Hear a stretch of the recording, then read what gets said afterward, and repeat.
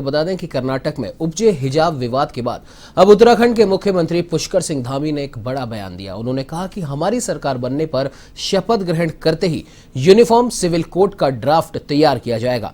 मुख्यमंत्री ने कहा कि उत्तराखंड की सांस्कृतिक आध्यात्मिक विरासत की रक्षा के लिए भाजपा सरकार अपने शपथ ग्रहण के तुरंत बाद एक कमेटी गठित कर यूनिफॉर्म सिविल कोड का ड्राफ्ट तैयार करेगी, जिससे सभी नागरिकों के लिए एक समान कानून बनेगा, चाहे वे किसी भी धर्म में विश्वास रखते हो। अपने शपथ ग्रहण के तुरंत बाद न्यायविदों, सेवानिवृत्त जनों, समाज के प्रबुद्ध जनों और अन्य स्टेक होल्डरों की एक कमेटी गठित करेगी, जो कि उत्तराखंड राज्य के लिए यूनिफॉर्म सिविल कोड का ड्राफ्ट तैयार करेगी। इस यूनिफॉर्म सिविल कोड का दायरा विवाह, तलाक, जमीन जायदाद और उत्तराधिकार जैसे विषयों पर सभी नागरिकों के लिए समान कानून, चाहे वो किसी भी धर्म में विश्वास रखते हो, होगा। ये यूनिफॉर्म सिविल कोड संविधान निर्माताओं के सपनों को पूरा करने की दिशा में एक अहम कदम होगा और संविधान की भावनाओं को मूर्त रूप देगा। ये भारतीय संविधान के आर्टिकल 44 की दिशा में भी एक प्रभावी कदम होगा, जो देश के सभी नागरिकों के लिए समान नागरिक संहिता की संकल्पना प्रस्तुत करता है। सर्वोच्च न्यायालय ने भी समय समय पर इसे लागू करने पर जोर ही नहीं दिया, बल्कि कई बार इस दिशा में कदम नहीं उठाने के लिए भी नाराजगी व्यक्त की है। तो आपको बता दें कि उत्तराखंड में चुनाव प्रचार का आज अंतिम दिन है। ऐसे में कांग्रेस राष्ट्रीय महासचिव प्रियंका गांधी उत्तराखंड में कई जनसभाएं कर कांग्रेस की जीत के लिए पूरी ताकत लगा रही हैं और इसी दौरान प्रियंका गांधी ने खटीमा में भी एक जनसभा को संबोधित किया और केंद्र और राज्य सरकार पर निशाना साधा। उन्होंने कहा कि मोदी सरकार केवल 2 उद्योगपतियों की सरकार बनकर रह गई है। पूरे देश की नीतियां सिर्फ उद्योगपतियों के लिए चल रही हैं, जो कि प्रधानमंत्री के दोस्त हैं। जब बजट आता है तो गरीबों, किसानों, मध्यम वर्ग, छोटे और मध्यम व्यापारियों के लिए कुछ नहीं दिया जाता। उन्होंने कहा कि एक राजनीतिक नेता का सबसे बड़ा कर्तव्य क्या है? जनता की सेवा, उनका विकास। लेकिन आज सभी भाजपा नेता आपके सीएम से लेकर देश के पीएम तक सिर्फ अपने विकास के बारे में सोच रहे हैं, कोई आपके बारे में नहीं सोच रहा।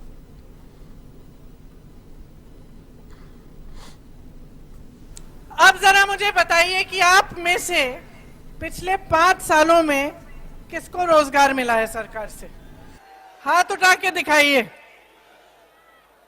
सबको मिला रोजगार? नहीं मिला ना? किसी को नहीं मिला? सबसे बड़ी समस्या क्या है आपके प्रदेश में? रोजगार, महंगाई और किसानों की जो समस्याएं हैं, यही है ना 3 सबसे बड़ी समस्याएं। मैं आपको बताती हूं कि यहां आके मुझे ताज्जुब क्यों हुआ। जैसे मैं हेलीकॉप्टर में थी, मुझे बताया गया कि ये मुख्यमंत्री जी का क्षेत्र है, उनकी विधानसभा है। हेलीकॉप्टर उतरा, वहां से यहां तक आते हुए मैंने सोचा कि मुख्यमंत्री जी की विधानसभा है, खूब विकास हुआ होगा। इतना तो देखिए हर प्रदेश में हर मुख्यमंत्री कर लेता है, अपनी विधानसभा का विकास कर लेता है। अच्छी सड़कें होती हैं, चाहे किसी भी पार्टी का हो। मुझे ताज्जुब हुआ यहाँ की स्थिति देख के, यहाँ की सड़क को देख के, ये देख के कि आपके मुख्यमंत्री ने पिछले 5 सालों में आपके लिए कुछ नहीं किया है। ये बात मुझसे अच्छी तरह आप सब तो जानते ही होंगे। देखिए, आप उत्तर प्रदेश से लगे हुए हैं, मैं जानती हूं कि आपकी क्या क्या समस्याएं हैं। हर जगह किसानों की समस्याएं, उनके संकट इतने बड़े हैं कि उनका सामना करना मुश्किल हो रहा है। खाद का वितरण नहीं होता, फसल का आपको दाम नहीं मिलता। कितना मिल रहा है आपको गन्ने के लिए? बताइए। ₹1 क्विंटल मिलता है। मैं जानती हूं कि सही दाम नहीं मिलता, गेहूं का नहीं मिलता, धान का नहीं मिलता, गन्ने के लिए नहीं मिलता। यहां पे किसान सिर्फ संघर्ष कर रहा है। आपने देखा कि किसान के आंदोलन के साथ क्या हुआ। 1 साल के लिए, पूरे साल के लिए किसान आंदोलन करते रहे, रोजी रोटी नहीं कमा पाए। आप ऐसे कानून ला रहे थे जिससे मेहनत करे किसान, फायदा हो बड़े बड़े उद्योगपतियों का। इसीलिए अपनी समझदारी और अपनी विवेक से आपके प्रदेश के और उत्तर प्रदेश के, पंजाब के, हरियाणा के किसानों ने आंदोलन किया। कितने किसान शहीद हुए इस आंदोलन में? आप बताइए। उस पूरे समय में इस सरकार के एक भी मंत्री ने, प्रधानमंत्री ने आपसे पूछा, आपके पास आए कि आपकी क्या समस्या है, इसको कैसे सुलझाएं? चलिए बढ़ते अगली खबर की ओर। आपको बता दें कि उत्तराखंड विधानसभा चुनावों को लेकर सरगर्मियां तेज है। तो वहीं उत्तराखंड कांग्रेस प्रभारी देवेंद्र यादव ने A1 टीवी से खास बातचीत करते हुए कहा कि हमारी मेहनत रंग ला रही है। हमने जनता से जुड़े मुद्दे, उनकी परेशानी को न सिर्फ सुना है बल्कि हमारी टीम ने सारे बूथ पर महीनों गुजारकर ये मैनिफेस्टो तैयार किया है। इसी को लेकर A1 संवाददाता ज्योति सिंह ने बातचीत की उत्तराखंड कांग्रेस प्रभारी देवेंद्र यादव से। हमारे साथ यहाँ बात करने के लिए मौजूद हैं उत्तराखंड कांग्रेस के प्रभारी देवेंद्र यादव जी।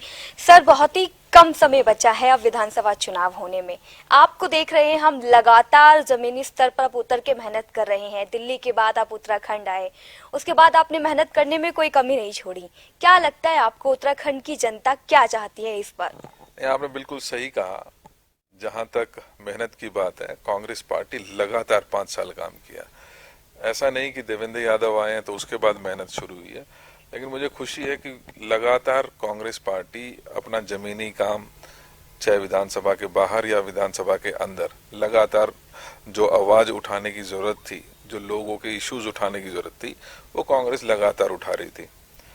निश्चित ही जब मेहनत की होती है तो आज समय आया है कि उसका फल भी हम देख रहे हैं कि जिस तरीके का विरोध, खास तौर पे भारतीय जनता पार्टी के बारे में लोगों के व्यूज जो सामने आ रहे हैं, वो निश्चित ही हमारी 2022 की जो ये चुनाव की प्रक्रिया है, जो लास्ट दौर में आ भी चुकी है, तो उसमें हम पूरे आश्वस्त आज अपने आप को महसूस करते हैं। 5 साल में भारतीय जनता पार्टी सिवाय आश्वासन देने के, वादे करने के, लोगों को बरगलाने के और कोई उसका अचीवमेंट नहीं रही। और जहां तक कांग्रेस की बात है, चाहे कोविड का काल हो, चाहे लोगों के बारे में जब भी कोई परेशानी आई उसके साथ खड़े होने की बात हो, या गांव-गांव तक जाकर लोगों की समस्या सुनने की बात हो, वहां पर रात्रि प्रवास करने की बात हो, या अन्य कोई भी कार्यक्रम, चाहे विधानसभा में जैसे मैंने कहा कि हमने कोई ऐसा मौका नहीं छोड़ा जब महंगाई के विरुद्ध नहीं, हम कोई महंगाई के विरुद्ध, जो बेरोजगारी है उसके विरुद्ध लगातार हमने संघर्ष किया। किसानों के साथ खड़े होने का काम हमने किया। कोविड में लोगों की परेशानियों को देखते हुए अपना हाथ कांग्रेस हमेशा बढ़ाती है, लेकिन यहाँ पर मैंने देखा कि लोगों ने बढ़ चढ़ के उसमें हिस्सा लिया, अपनी जान की परवाह किए बिना लोगों की सेवा में काम करने का काम किया। तो निश्चित ही काफी आश्वस्त हैं। और जिस तरीके की हमारी मैनेजमेंट इस दौरान रही है, चाहे बूथ की मैनेजमेंट हो, बूथ पर जाकर लोगों को मोटिवेट करना, उनको ट्रेन करना, वो सारे कार्यक्रम हमने इस दौरान किए हैं। तो काफी आश्वस्त के साथ साथ पूरा विश्वास है कि लोगों की जो अपेक्षाएं हैं, जो हमसे उपेक्षाएं हैं, उसमें हम खरा उतरने की कोशिश करेंगे। देवेंद्र जी, आपने कहा कि छोटे छोटे बूथ जो आपने बनाए थे, हम भी लगातार आपके टच में रहे, आपसे पहले भी बात हुई। तो जब इलेक्शन की तारीख भी ऐलान नहीं हुई थी और आपने कई महीनों पहले से एक छोटी छोटी कमेटियां बनाई थी जो पहाड़ी इलाकों में काम कर रही थी, रात भर रुकती थी, लोगों से पूछती थी कि क्या क्या उनके मुद्दे हैं। तो आपने वो मुद्दे इकट्ठे करके ये 4 धाम जो आपने किया, उत्तराखंडी स्वाभिमान, इसको लेकर आपने किया। तो अब आपको लगता है कि भले ही कम टाइम है लेकिन आपने जमीनी मुद्दों को लेकर आए हैं सामने? निश्चित ही, जैसे मैंने कहा ना कि हम कांग्रेस का परिवार जो था, जहां लोगों की परेशानियों में हमेशा साथ खड़ा रहा, वहीं हमने उसको ऑर्गेनाइज करने का काम किया। कई बार कहीं ना कहीं हमें गलती महसूस होती है कि कुछ ना कुछ कमी रही थी पिछली बार, जिसकी वजह से हमें ये देखना पड़ा, और उससे सीख लेते हुए हमने कोशिश की कि लोगों के घरों में जाकर, यहाँ तक कि हमारे जो लगभग 650 कांग्रेस के सीनियर लीडर्स थे, जिसमें चाहे मैं स्वयं रहूं या हमारे सेक्रेटरीज हों या माननीय हरीश रावत जी हो, प्रीतम सिंह जी हो, गोदयाल जी हो, लगातार कई सेशंस में हमने 2-2 दिन 2-2 रात लोगों के घरों में गुजार कर, ताकि एक फर्स्ट हैंड एक्सपीरियंस वहां पे हम ले सकें। और उसके अलावा लगातार हमने जैसे ही मैनिफेस्टो कमेटी का गठन किया, उसमें भी हमने डिस्ट्रिक्ट लेवल के कंसल्टेशंस, ऐसे छोटे छोटे ग्रुप्स, चाहे वो टैक्सी ड्राइवर्स के थे, चाहे वो डॉक्टर्स के थे, चाहे वो टीचर्स के थे, या एक्स सर्विसमैन की समस्याओं के बारे में थे, उन लोगों तक हमने पहुंचने का काम किया। हमारे बहुत से जो ऑल इंडिया कांग्रेस कमेटी और प्रदेश कांग्रेस कमेटी के साथी थे, जिसमें सहयोग मिला हमें यूथ कांग्रेस का, जिसमें सहयोग मिला हमें प्रोफेशनल कांग्रेस राजस्थान और छत्तीसगढ़ का। मुझे खुशी है कि एक यूनिट की तरीके से हमारी पूरी कांग्रेस ने मिलकर लोगों तक पहुंचने का काम किया, उनको उनके दर्द जानने की कोशिश की, और उस सब के ऊपर मंथन कर कर हमने एक बहुत बेहतरीन जहां मैनिफेस्टो को तैयार किया, वहीं मुख्य 4 कामों को ध्यान में रखते हुए कि जिसकी सख्त जरूरत है, 4 जो हमारे 4 धाम है, उसके साथ 4 काम का जो हमने एक नारा दिया, जिसमें मुख्यतः अगर हम बात करें महिलाओं की पीड़ा को देखते हुए, हमने जो सिलेंडर का दाम है उसमें हमने सब्सिडी देने की बात की है, और ये सुनिश्चित करेंगे कि 500 से ऊपर हमारा सिलेंडर, क्योंकि रसोई के खर्चे से सारा जो है बजट बिगड़ जाता है, लिहाजा हमने ये कोशिश की है कि महिला का स्वाभिमान बचा रहे और उनको किसी के आगे हाथ नहीं फैलाना पड़े। इसको ध्यान में रखते हुए भी हमने 500 तक उसको सीमित रखने का काम किया है। इसके साथ साथ लगभग 5 लाख लोगों को, जो मैं समझता हूं कि एक तबका इस दौरान ऐसा डेवलप हुआ है, हम माननीय राहुल गांधी जी हमेशा न्याय की बात करते रहे हैं, जिसमें कैश ट्रांसफर की बात होती है, तो हमने एक यहाँ पर सुनिश्चित करेंगे समय में कि हम लगभग 5 लाख परिवारों को हर साल 40,000 रुपया कैश ट्रांसफर करें। इस कैश ट्रांसफर से जहां हमारी इकोनॉमी इस उत्तराखंड की रिवाइव होगी, क्योंकि सर्कुलेशन में पैसा आएगा, उसके साथ साथ कहीं ना कहीं हम जो उत्तराखंड का स्वाभिमान है उसको भी बचाने की कोशिश कर रहे हैं, उसको भी जो स्वाभिमान के साथ हमारा एक परिवार जी सके, चाहे आज कोरोना की मार की वजह से, आज चाहे जीएसटी की मार की वजह से, आज जो गलत नीतियां भारतीय जनता पार्टी की रही उसकी वजह से जो परेशानियां लोगों को हुई है और अपने रोजगार खोए हैं, उसमें कहीं ना कहीं कंपनसेट करने की हमने इसमें कोशिश की है। वहीं जहां एक युवा वर्ग जो हमारा कहीं ना कहीं बहुत महत्वपूर्ण है, जो बड़ी आशा के साथ पढ़ता है, लिखता है और उम्मीद करता है कि कहीं ना कहीं उसको रोजगार मिलेगा, काम मिलेगा, उसको भी कैटर करने का हमने इस दौरान काम किया है। और हमने वादा किया है कि 5 साल में लगभग 4 लाख युवाओं को, युवतियों को उनके काम के अनुसार उनको रोजगार देने का काम करेंगे। माननीय राहुल गांधी जी हमेशा कहते रहे हैं और कांग्रेस की हमेशा ये सोच भी रही है कि रियलिस्टिक हम गोल रखते हैं और जिसको हम पूरा कर सकें, उन्हीं टारगेट्स को लेकर हम आगे बढ़े हैं।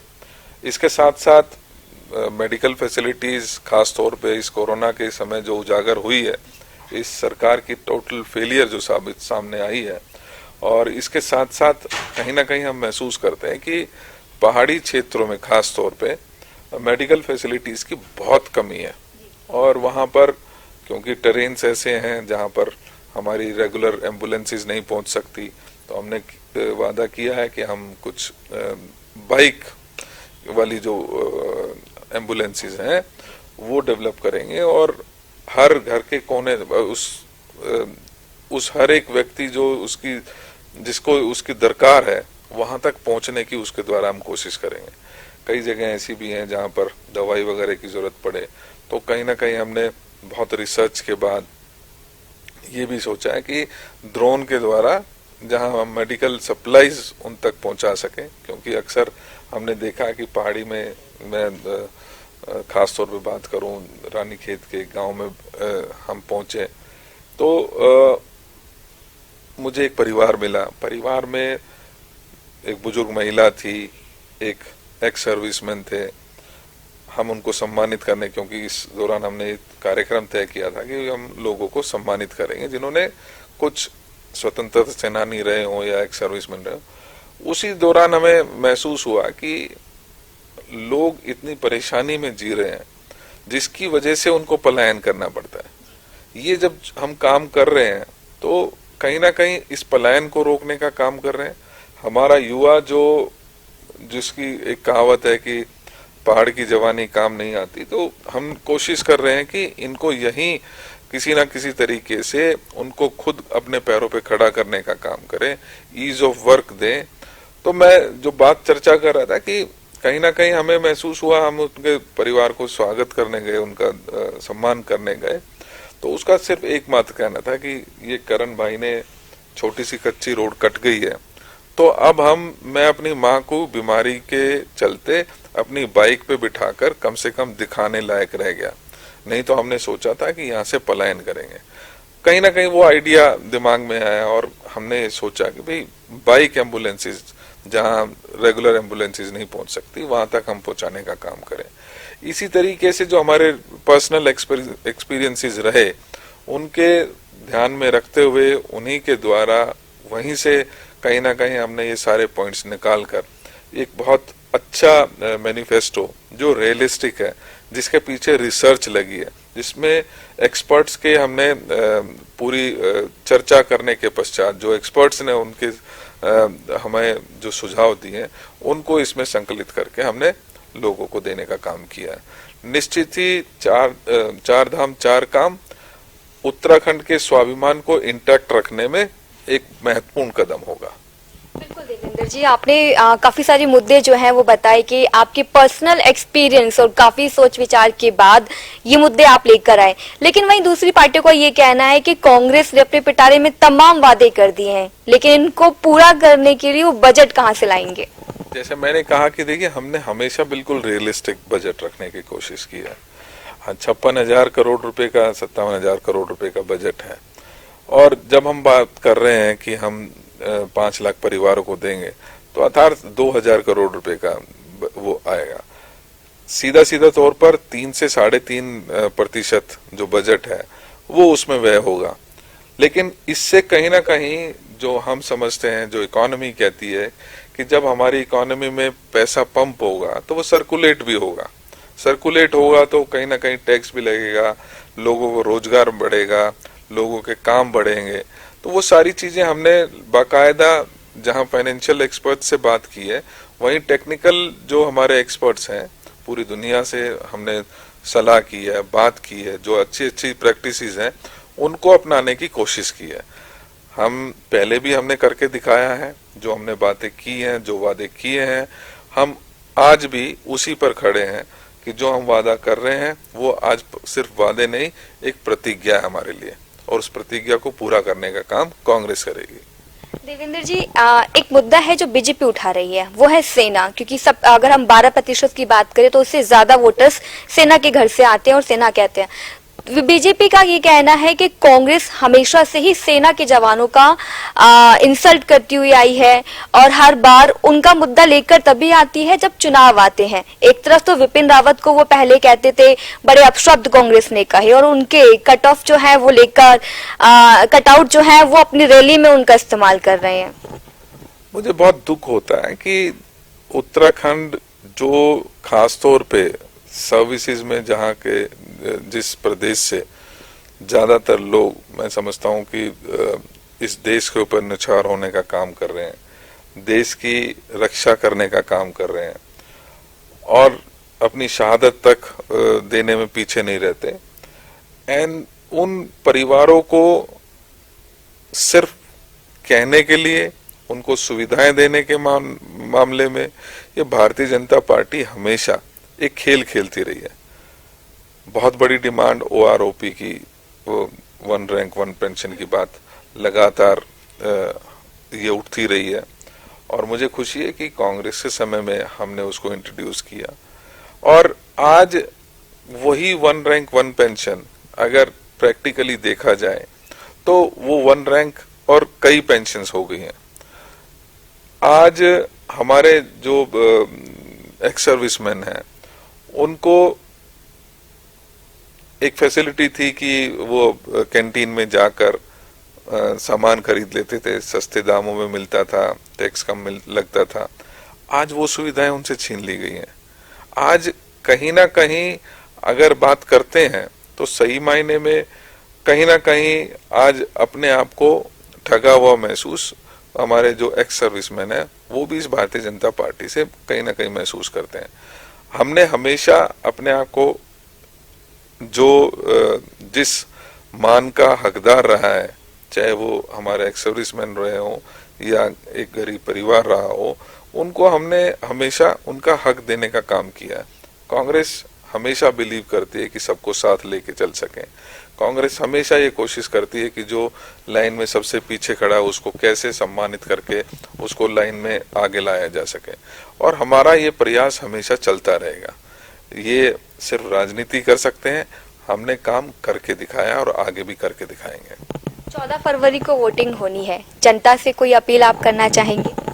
देखिए, आज उत्तराखंड जो हमेशा से एक सिरमौर हुआ करता था, आज कहीं ना कहीं 5 सालों में बहुत लगातार पिछड़ा है। चाहे वो मैंने कहा बेरोजगारी की बात करें, चाहे महंगाई की बात करें, चाहे भ्रष्टाचार की बात करें, चाहे किसानों के सम्मान के साथ खिलवाड़ की बात करें, या यहाँ पर जिस तरीके से कोविड के दौरान एक धर्मपरायण एक प्रदेश, उसमें भी जो मैं समझता हूँ इंटरनेशनल लेवल का कुंभ मेला होता है, इस भारतीय जनता पार्टी ने उस कुंभ मेले में भी भ्रष्टाचार कर एक जो टेस्टिंग का घोटाला हुआ वो सबके सामने उजागर हुआ है। ये वही सरकार है जिसने 3 मुख्यमंत्री बदलने का काम तो किया, लेकिन क्षेत्र के लिए, पूरे प्रदेश के लिए एक ऐसा काम जो हम सबका स्वाभिमान हो सकता था वो काम नहीं किया है। तो मैं लोगों से यही अपील करूंगा, हमने पहले भी करके दिखाया, चाहे माननीय नारायण दत्त तिवारी जी के समय हो, जिस समय सिडकुल का हमने वो काम किया। आज इकोनॉमी कहीं ना कहीं उससे ड्रिवन होती है। आज हमारी इकोनॉमी कहीं ना कहीं टूरिज्म पे डिपेंडेंट है। हमने चाहे माननीय नारायण दत्त तिवारी जी का समय हो या माननीय हरीश रावत जी का समय हो, हमने लोगों के दुखों में उनके अनुरूप नीति निर्धारण करने का काम किया है। और कहीं ना कहीं हम अपने पुराने एक्सपीरियंस, हम अपने पुराने किए हुए वादों को किस तरीके से कांग्रेस पूरा करती है, अपने पुराने जो हमारा लोगों के दुखों में हमने खड़ा होने का काम किया, सरकार ने वो काम किए हैं जिससे उत्तराखंड सिरमौर हुआ। आज उसी की वजह से हम दोबारा लोगों का विश्वास हम पर जम रहा है, लोग हमारी तरफ आशा और विश्वास के साथ देख रहे हैं।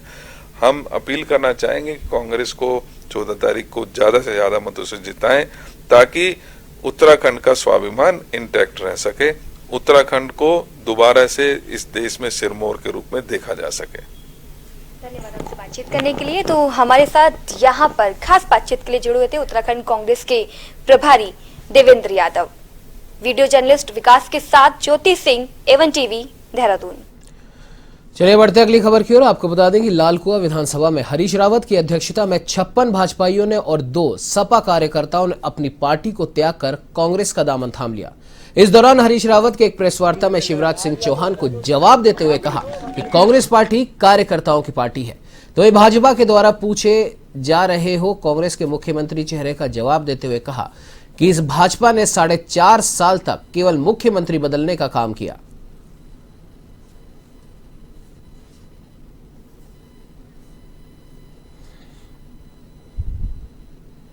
कम से कम हमारे जो 4 धाम हैं उनका देश की आजादी और देश के लिए बलिदान देने में योगदान तो है।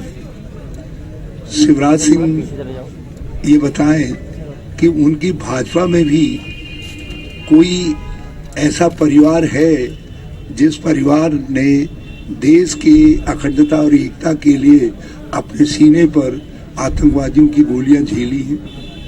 इंदिरा गांधी से लेकर राजीव गांधी से लेकर कर्मा और वैद सिंह तक आतंकवादी क्यों केवल कांग्रेस के नेताओं को निशाने पर लेते हैं, इस सवाल का जिस दिन शिवराज सिंह जवाब दे देंगे उस दिन फिर शिवराज सिंह के सवाल का मैं भी जवाब दे दूंगा।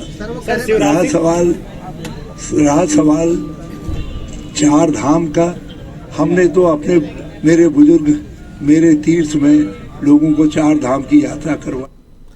तो वहीं रानीखेत विधानसभा से कांग्रेस प्रत्याशी करण महारा ने चुनाव को लेकर रानीखेत शहर में अपने समर्थकों के साथ शक्ति प्रदर्शन किया। इस दौरान शक्ति प्रदर्शन में रानीखेत विधानसभा के ताड़ीखेत, चौबटिया, चिलियानौला सहित शहर के कई क्षेत्रों से आए कांग्रेसी कार्यकर्ताओं ने हिस्सा लेकर नारेबाजी की। इस अवसर पर विधायक ने कहा कि मैंने अपने सहयोगियों के साथ रानीखेत शहर में लोगों के बीच जाकर वोट और सहयोग मांगा। इस दौरान उन्होंने अपनी जीत का दावा भी किया।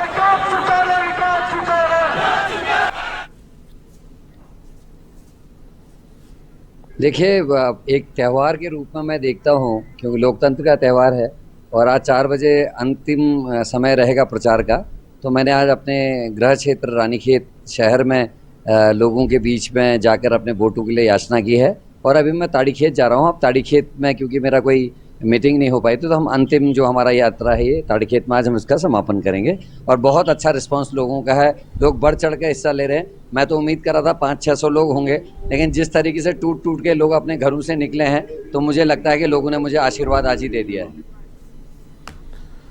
तो ये उत्तराखंड में 14 फरवरी को होने वाले विधानसभा चुनावों को लेकर प्रशासन पूरी तरह सतर्क हो गया है। मतदान के लिए सभी तैयारियां पूरी कर ली गई हैं।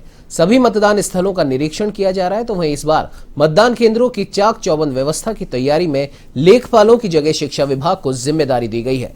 तो वहीं कोविड-19 के मद्देनजर मतदाताओं को सोशल डिस्टेंसिंग और मतदाताओं की सुरक्षा के लिए ईवीएम मशीन का बटन दबाने के लिए भी ग्लव्स दिए जाएंगे।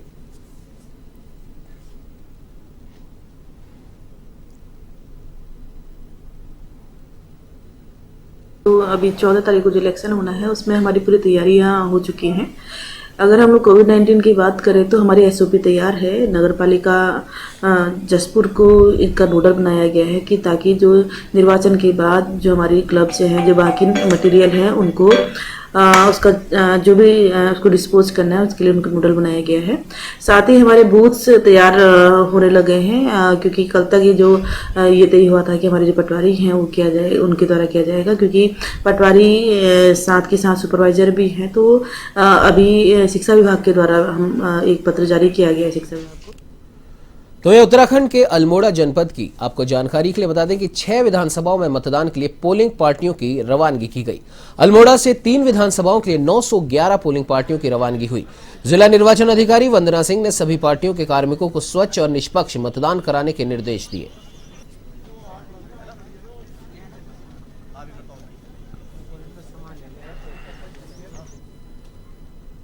तो ये आपको बता दें कि देश में कोरोना संक्रमितों में कमी आई है, लेकिन मरीजों की मौतें नहीं थम रही। बीते 24 घंटे के भीतर 510 नए संक्रमित मिले हैं, जबकि 8 मरीजों ने दम तोड़ा है। तो वही 1348 लोग ठीक भी हुए हैं और 6697 सक्रिय मरीजों का इलाज चल रहा है। स्वास्थ्य विभाग के मुताबिक 18,552 सैंपलों की जांच रिपोर्ट नेगेटिव आई है और 13 जिलों में 510 लोग कोरोना से संक्रमित पाए गए।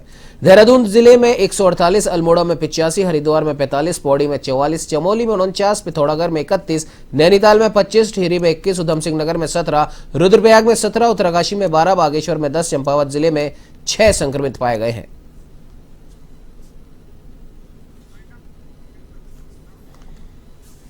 इस बुलेटिन में फिलहाल इतना ही। देश प्रदेश की तमाम बड़ी खबरों की जानकारी के लिए आप बने रहिए हमारे साथ और देखते रहिए A1 TV।